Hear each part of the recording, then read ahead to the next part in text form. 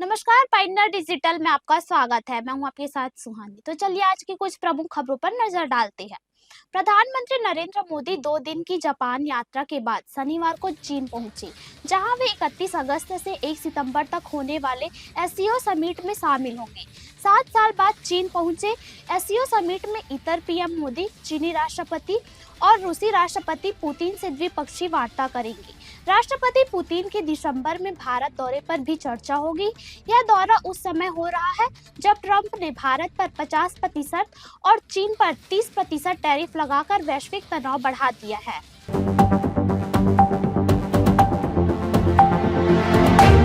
सपा प्रमुख अखिलेश यादव राहुल गांधी की वोटर अधिकार यात्रा में शामिल होने बिहार पहुंचे।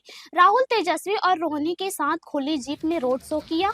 इससे पहले उन्होंने तेजस्वी को गले लगाया और राहुल से 15 मिनट बातचीत की। अखिलेश ने बीजेपी पर हमला बोलते हुए कहा कि इस बार बिहार से भाजपा बाहर होगी और चुनाव आयोग सरकार का जुगाड़ आयोग बन गया है।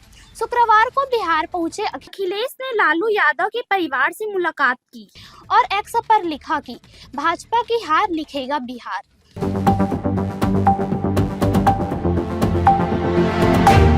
मुख्यमंत्री विष्णु देसाई का 8 दिन का जापान और दक्षिण कोरिया दौरा 30 अगस्त को पूरा हुआ। रायपुर एयरपोर्ट पर पदाधिकारियों और कार्यकर्ताओं ने उनका भव्य स्वागत किया। सीएम हाउस तक काफिले के बाइक रैली भी निकाली गई। इस यात्रा का मुख्य उद्देश्य छत्तीसगढ़ में विदेशी निवेश आकर्षित करना था, ताकि युवाओं को रोजगार के दौरान अवसर मिल सके।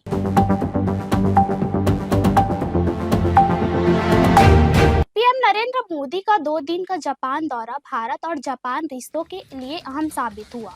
इस दौरान जापान ने अगले 10 सालों में भारत में 10 ट्रिलियन येन निवेश का वादा किया। पीएम मोदी और जापानी पीएम शिगेरू इशिबा ने इकोनॉमिक फोरम में भाग लिया, बुलेट ट्रेन से यात्रा की और कई समझौते की। दोनों देशों ने आने वाले दशक के लिए आर्थिक, तकनीकी, सुरक्षा और विकास क्षेत्रों में मिलकर काम करने का रोड मैप बनाया।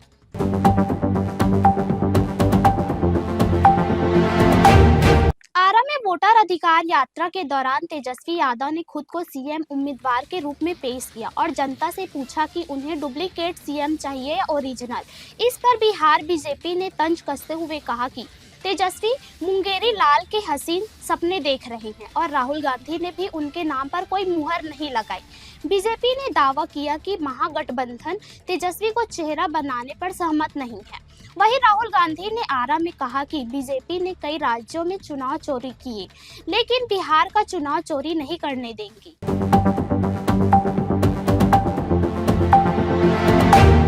ईपीएफओ 3.0 जल्द लॉन्च होने वाला है और इसके साथ कई बड़े बदलाव देखने को मिलेंगे। नए सिस्टम में सदस्य एटीएम और यूपीआई के जरिए सीधा पैसे निकाल सकेंगे, जिससे इमरजेंसी में तुरंत मदद मिलेगी। ऑनलाइन अपडेट और क्लेम प्रोसेस आसान होंगे। ओटीपी वेरिफिकेशन से दफ्तरों के चक्कर नहीं लगाने पड़ेंगे।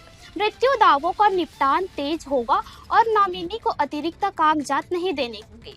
इसके साथ ही इसे मोबाइल फ्रेंडली बनाया जा रहा है, ताकि सदस्य कहीं भी बैलेंस और दावों की स्थिति चेक कर सके। ईपीएफओ 3.0 से प्रोसेस तेज, सरल और भारत के अनुकूल बनेगा।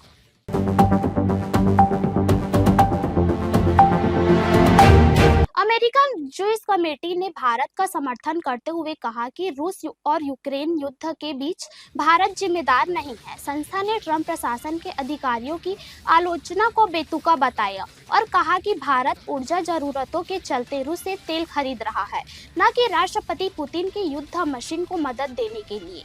एजेंसी ने भारत को अमेरिका का अहम लोकतांत्रिक साझेदार बताते हुए दोनों देशों के रिश्तों में रीसेट की जरूरत पर जोर दिया। पश्चिमी प्रतिबंधों के बीच भारत द्वारा रूस से सस्ता तेल खरीदना अब भारत और अमेरिका संबंधों में विवाद का कारण बना हुआ है।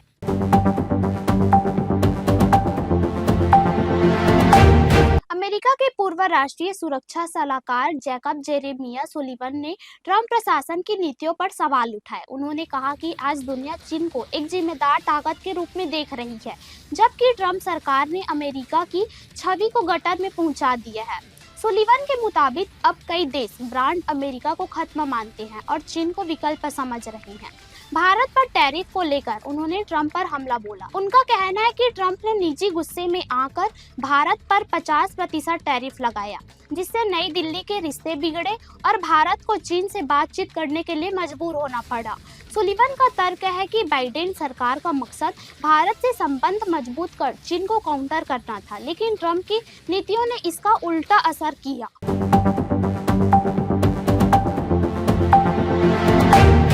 ऐसे ही ताजा अपडेट के लिए हमारे चैनल को सब्सक्राइब करें। इसके साथ ही हमारे फेसबुक और इंस्टाग्राम पेज को फॉलो करना ना भूलें।